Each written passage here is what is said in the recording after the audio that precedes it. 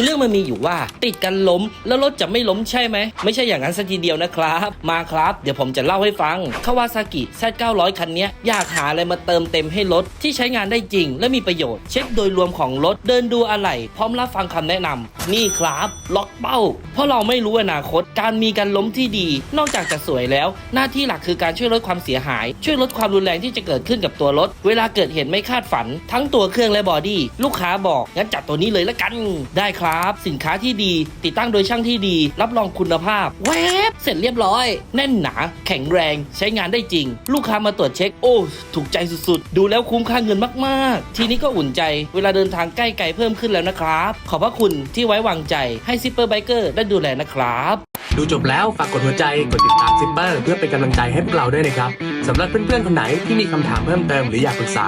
พิมพ์คอมเมนต์ทิ้งไว้หรือพูดคุยกันตามช่องทางนี้ได้เลยนะครับบาย